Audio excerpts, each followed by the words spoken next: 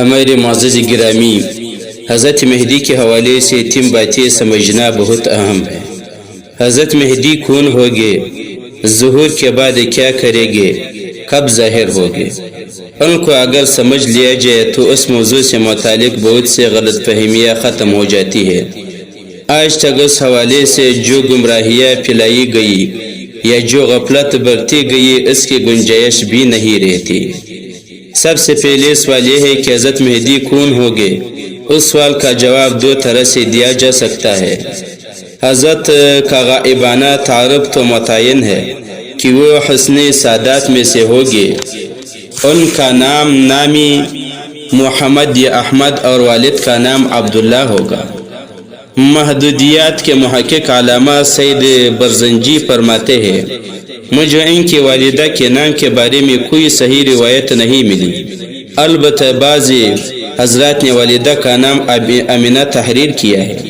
مہدی ان کا نام نہیں، لقب ہے بمعنی ہدایت یافتہ، یعنی امت کو ان کے دور میں جن امور کی ضرورت ہوگی اور جو چیزیں اس کی کامیابی اور برتری کے لیے ضروری ہوگی، اور پوری روئے زمین کے مسلمان بے تحاشا قربانیاں دینے کے باوجود محض ان چند چیزوں کے نہ ہونے کی وجہ سے کامیاب نہ ہو رہے ہوگے۔ حضرت مہدی کو قدرتی طور پر ان کا ادراک ہوگا اور وہ ان کو تحیّع کی تلافی اور ان چند مطلوبہ صفات کو بآسانی اپنا کر امت کے لیے مثالی کردار ادا کریں گے، اور چند سالوں میں وہ کچھ کر لیں گے جو صدیوں سے مسلمانوں سے بن نہ پڑ رہا ہوگا۔ وہ پہلے سے پیدا نہیں ہوئے، عام انسانوں کی طرح پیدا ہوگے۔ 40 سال کی عمر میں امت مسلمہ ان کو اپنا قائد بنائے گی اور ان کے ہاتھ پر بیعت کر کے کفر کے برپا کردہ مظالم کے خلاف وہ عظیم جہاد شروع کرے گی، جس کا اختتام عالمی خلافت اسلامیہ کے قیام پر ہوگا۔ یہ تو ان کا سیدھا سادہ تعارف ہے جو اکثر احادیث میں موجود ہے۔ حضرت مہدی کا ظاہرانہ تعارف، جہاں تک بات حاضرانہ تعارف کی ہے تو اس سلسلے میں سب سے پہلے یہ بات رکھے کہ وہ شخص سچا مہدی کبھی ہو ہی نہیں سکتا جو مہدی ہونے کا دعویٰ کرے۔ دعوی محدودیت اور حقیقی محدودیت میں آگ اور پانی کا تضاد ہے۔ اس کے کئی دلائل ہے، چونکہ جھوٹے مدعی ہر دور میں فتنہ پھیلاتے رہے۔ ہمارے زمانے میں بھی اس روحانی منصب پر فائز ہو کر دنیوی مفادات بٹورنے والوں کی کمی نہیں، لہٰذا ہم جھوٹے مدعیوں کے فتنے کی تردید میں چند مضبوط دلائل پیش کرنے کی کوشش کریں گے۔ نمبر 1، محدودیت ایک روحانی منصب ہے، اور میرے شیخ مرشد محبوب العلماء والصلحاء حضرت مولانا فی ذوالفقار احمد صاحب نقشبندی دامت برکاتہم العالیہ کا ایک مقولہ نقل فرمایا کرتے تھے، تصوف کے میدان میں مدعی کی سزا پھانسی ہے۔ پھر بات یہ ہے کہ حسنی سادات کو ظہور مہدی کا انعام ملا ہی اس لیے ہے کہ وہ اپنے جائز دعوے اور حق سے دستبردار ہو گئے تھے، تو آپ سچی مہدی کے لیے دعوے کے ذریعے یہ عظیم منصب حاصل کرنے کی کیا گنجائش رہ گئی ہے۔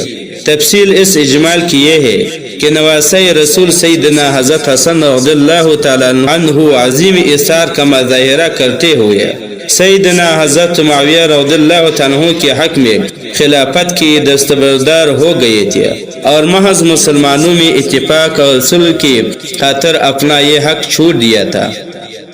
اس کے بدلے آخر زمانے میں جب امت کو اتفاق و اتحاد کی ضرورت ہوگی تو اللہ پاک انہی کی اولاد میں سے ایک مجاہد لیڈر عالم عالمی سطح پر خلافت کے قیام کے لیے منتخب فرمائے گی، کیونکہ اللہ تعالیٰ کا قانون یہی ہے کہ جو شخص اللہ تعالیٰ کی رضا کی خاطر کوئی چیز چھوڑ دیتا ہے تو اللہ تعالیٰ اس کو یا اس کے اولاد کو اس سے بہتر چیز عنایت فرما دیتے ہیں۔ چنانچہ محدود علاقے میں خلافت چھوڑنے کے بدلے حضرت حسن رضی اللہ تعالیٰ عنہ کی اولاد کو عالمی خلافت کا انعام ملے گا۔ آپ کے حسنی ہونے کی دوسری وجہ علماء کرام نے یہ لکھی ہے جس طرح حضرت اسحاق علیہ السلام کی اولاد سے بہت سے انبیاء کرام آئے، حضرت اسماعیل علیہ السلام کی نسل میں اللہ تعالیٰ نے صرف ایک نبی بھیجے جو خاتم الانبیاء تھے۔ اسی طرح حضرت حسین رضی اللہ عنہ کی نسل سے بہت سے اولیاء آئے، جبکہ حضرت حسن رضی اللہ عنہ کی اولاد سے ایک ہی بہت بڑے ولی آئے گے جو خاتم الاولیاء ہو گے۔